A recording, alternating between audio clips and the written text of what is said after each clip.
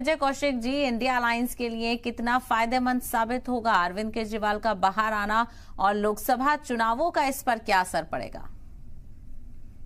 देखिए, बात India alliance की नहीं है कि क्या फायदा होगा क्या नुकसान होगा। हम कोई फायदे या नुकसान के लिए राजनीति नहीं करते। कांग्रेस पार्टी हमेशा देश और देश को बचाने की राजनीति करती है। निश्चित तौर पर केजरीवाल के बाहर आने से देश की जनता को भी पता चलेगा कि जेल के अंदर उनके साथ क्या क्या हुआ, इस तरह की घटनाएं घटी। और ये जो बीजेपी के नेता कहने लगे हैं कि भी अब दूसरे केस में जेल जाएंगे, तीसरे में जाएंगे, केजरीवाल जेल में रहेंगे, तो एक एजेंडा तो साफ है भाजपा का कि वे किसी भी परिस्थिति में वो केजरीवाल को जेल में डाले रखना चाहती है। और तो और अभी पिछले दिनों भाजपा के नेताओं ने दावा किया कि विदेशों में जो आतंकवादी मर रहे हैं वो उन्हें मरवाया जा रहा है। अब किसके द्वारा मरवाया जा रहा है, चुप लगा जाते हैं। वहीं कनाडा में आरोप लगाया कि इस काम को मोदी सरकार करवा रही है, सुपारी देकर, सुपारी किलिंग के माध्यम से। तो सरकार को सुपारी देनी पड़ रही है, बताइए। तो डर ये भी है कि कहीं केजरीवाल की भी सुपारी न दे दे कोई, कि भी जेल से बाहर बेशक आ गए हैं, कहीं वो जेल के अंदर की कहानियां ना बताने लगे, तो किताब ना लिख दे कि जेल में किस तरह से आतंकवादियों को छूट मिल रही है, जेल में किस तरह से मोदी सरकार अपना एक एक्सटॉर्शन का खेल खेल रही है। ये सब मामले उजागर ना कर दे। आम आदमियों पर किस तरह से वहां जो कैदी हैं, आम कैदी, उनके ऊपर कैसे अत्याचार हो रहे हैं, किस तरह से कैदियों के नाम पर मिलने वाला जो भोजन है वो चंद लोगों की जेब में जा रहा है। तो केजरीवाल के साथ कुछ भी हो सकता है। देखिए, जहां तक शराब घोटाले की बात है, कांग्रेस पार्टी ने हमेशा ये कहा है कि घोटाला चाहे कोई भी करे उसको उसकी सजा मिलनी चाहिए। लेकिन मोदी जी के लिए कौन सा अलग कानून है कि वो इलेक्ट्रॉल बॉन्ड के द्वारा सिद्ध कर देते हैं कि किस तरह से उन्होंने सीबीआईडी के छापे डालकर पूंजीपतियों से पैसा वसूला। तो उन पर क्यों ना एक्सटॉर्शन और लूट और डकैती का केस बने। इसी तरीके से जब वो 286 करोड़ रुपए माफ करते हैं किसी प्राइवेट कंपनी के और उससे 150 करोड़ रुपए चंदा ले लेते हैं, तो क्यों ना इसे देशद्रोह का मामला माना जाए कि भाई आपने देश की जनता का पैसा एक तरीके से घुमाकर अपनी जेब में डाल दिया। चोर चोर मौसेरे भाई वाली स्थिति है।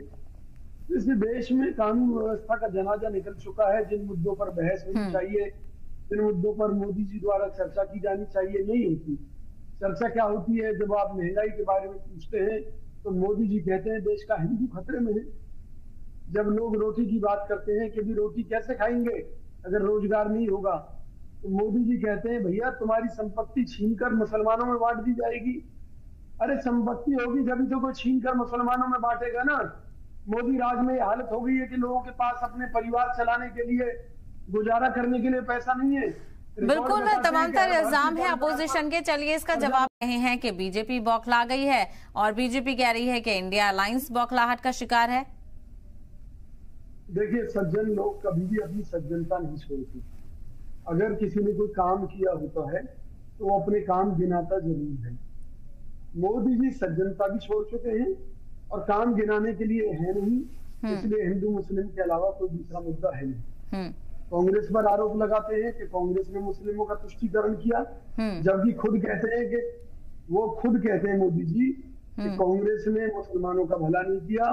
और मुसलमानों का भला करने का दावा मोदी जी खुद करते हैं। वो कहते हैं मैंने मुसलमानों के एक हाथ में कुरान और एक हाथ में लैपटॉप दिया है, मैंने मुसलमानों पर लाखों करोड़ रुपए खर्च किए हैं, मैंने पसमानदा मुसलमानों के ऊपर इतने करोड़ खर्च कर दिए। तो भाई मोदी जी, जब आप मुसलमानों पर इतना खर्चा कर रहे हैं तो क्यों कर रहे हैं? क्योंकि आपको लगता है कि मुसलमान ना देश के लिए खतरा है ना हिंदुओं के लिए खतरा है। फिर आप अपनी जनसभाओं में क्यों कहते हैं कि भाई कांग्रेस आ गई तो जो है हिंदू महिलाओं के मंगलसूत्र छीन लिए जाएंगे और आपकी संपत्ति छीनकर मुसलमानों में बांट दी जाएगी? क्यों डर, क्यों ये फेक नैरेटिव मोदी जी को फैलाना पड़ा? वो तो कह रहे हैं ये आपने अपने मैनिफेस्टो में लिखा है। मेरी बात तो सुनिए, हमारी पार्टी के अध्यक्ष मल्लिकार्जुन खड़गे जी ने 4 बार चिट्ठियां लिख दी मोदी जी को। भाई मोदी जी, आपका वहम हम दूर कर देते हैं, बैठ जाइए। हमने चुनाव आयोग को शिकायत दे दी कि ये जो हमारे मैनिफेस्टो में कहते हैं कि मुस्लिम लीग से प्रेरित है, फलाना है, ढिमका है, भाई ये मोदी जी झूठ बोल रहे हैं। इनके खिलाफ जांच करो, कार्यवाही करो। लेकिन चुनाव आयोग ही अगर अपाहिज बनकर बैठ जाएगा तो हम क्या करेंगे, कैसे अपनी सफाई देंगे? मोदी जी के जुमलों को जो लोग जानते हैं वो तो समझते हैं कि मोदी जी हमेशा झूठ बोलते हैं। 2 करोड़ रोजगार का जुमला था इनका, अच्छे दिन आना जुमला था, काला धन विदेशों से वापस आना जुमला था, बढ़ गया काला धन। बेरोजगारी का इतना भयंकर आलम है कि हरियाणा से 550 से अधिक युवाओं को मोदी सरकार ने इजराइल भेजा नौकरी के लिए युद्धग्रस्त क्षेत्र में। जब उन युवाओं से पूछा गया, भैया वहां युद्ध चल रहा है, मरने क्यों जा रहे हो? बोले यहाँ भूखे मरने से तो अच्छा है कि वहां जाकर मर जाएं, कम से कम परिवार को कुछ तो मिलेगा। इतनी भ्रष्ट सरकार है। मैं इनसे पूछना चाहता हूँ, कोई जांच बंद नहीं हुई, कोई नहीं रुकेगी जांच, सब अंदर जाएंगे। तो भैया आपने तो डीएलएफ के मालिक को भी सीबीआईडी के छापे मारे थे और कई पूंजीपतियों पर मारे थे, तो उनमें से कितनों को अंदर भेज दिया? उन जांचों में आगे क्यों कुछ नहीं हुआ? देखिए, जितने भी लोगों पर ये कहते थे कि भ्रष्टाचार के आरोप हैं, अजीत पवार उनके साथ मिलकर सरकार बना रहे हैं। अजीत पवार अपने मैनिफेस्टो में लिखता है जातिगत जनगणना कराएंगे, तो एक तरीके से वो भी तो मोदी जी का ही हुआ ना। अगर उनके सहयोगी का घोषणा पत्र उनका घोषणा पत्र माना जा सकता है कांग्रेस का, तो उनके सहयोगी का तो मोदी जी का माना जाएगा निश्चित तौर पर। तो भाई मोदी जी, आप खुद जातिगत जनगणना की बात कर रहे हैं, आप खुद जातिगत आरक्षण की बात कर रहे हैं, तो बगल में छुरी मुंह में राम राम कांग्रेस को क्यों कर रहे हैं वो बदनाम? सिर्फ इसलिए क्योंकि आप ये बताने की स्थिति में नहीं हो कि 100 स्मार्ट सिटी कहाँ डूब कर मर गई। आप ये बताने की स्थिति में नहीं हो नमामि गंगे परियोजना में हजारों करोड़ खर्च करने। ठीक है मैं आपके जय कौशिक जी, ये भी कहा जा रहा है कि कांग्रेस और आम आदमी पार्टी में अभी उतनी तालमेल नहीं है जितना कि होना चाहिए। तो क्या अब इस जोश के साथ जो कि अरविंद केजरीवाल के बाहर आने को लेकर देखने को मिल रहा है, तो क्या कांग्रेस यहाँ पर शाना बशाना चलती हुई नजर आएगी?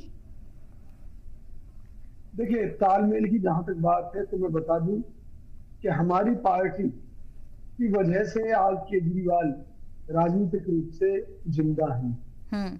आपको याद होगा कि इन्होंने कांग्रेस के खिलाफ तमाम तरह के आरोप लगाए थे, हमारे नेताओं के खिलाफ तमाम तरह के आरोप लगाए थे, लेकिन उसके बावजूद भी जब इन्हें सरकार बनाने की जरूरत पड़ी तो समर्थन भी कांग्रेस पार्टी ने दिया था।